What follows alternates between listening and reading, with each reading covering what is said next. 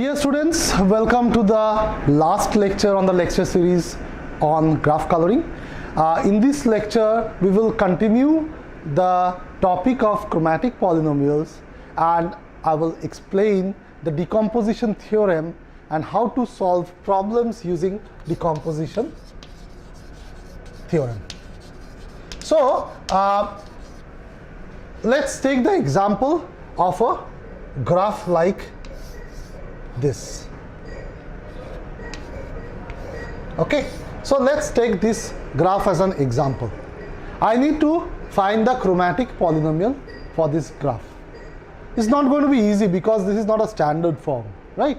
So I have to use the general expression and slowly try to solve it.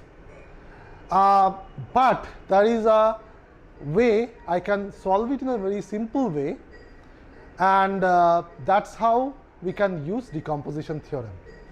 Decomposition theorem states that if I have a graph like this, a 4-vertex graph like this, so this graph has a, so this is a graph say G, and the chromatic polynomial is Pg lambda.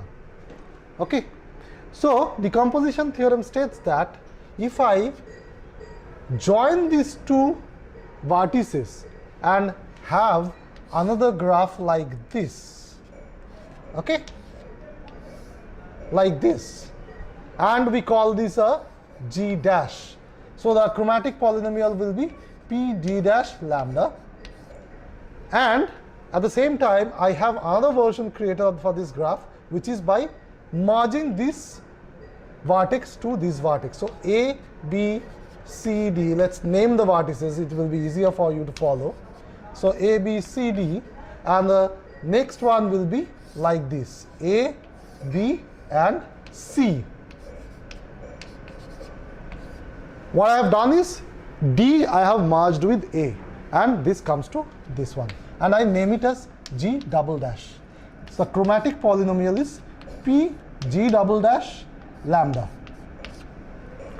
The decomposition theorem states that the original graph G, chromatic polynomial for the original graph G, is equal to the derived graphs Pg dash lambda plus Pg double dash lambda.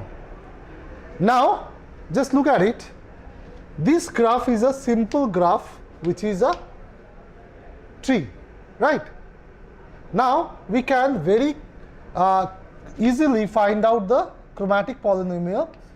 This will be lambda into lambda minus 1 whole square, and this is also a 3-vertex complete graph, so K3, and we also know that K3, the chromatic polynomial will be of the form lambda into lambda minus 1 into lambda minus 2.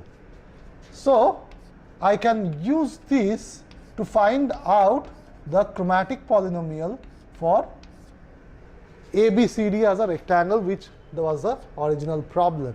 What I can simply do is I can find the value of Pg dash lambda by subtracting one polynomial from the other. So lambda into lambda minus 1 square minus lambda into lambda minus 1 into lambda minus 2.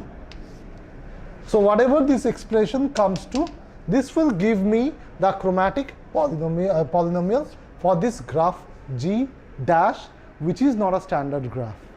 So we can save a lot of effort and time by using the decomposition theorem in this context and derive the chromatic polynomial for a general graph by using the chromatic polynomial for standard graphs. I hope you have understood the concepts of graph coloring. I will pause here, and this is the last lecture, so goodbye till we see again in the next lecture series. Bye.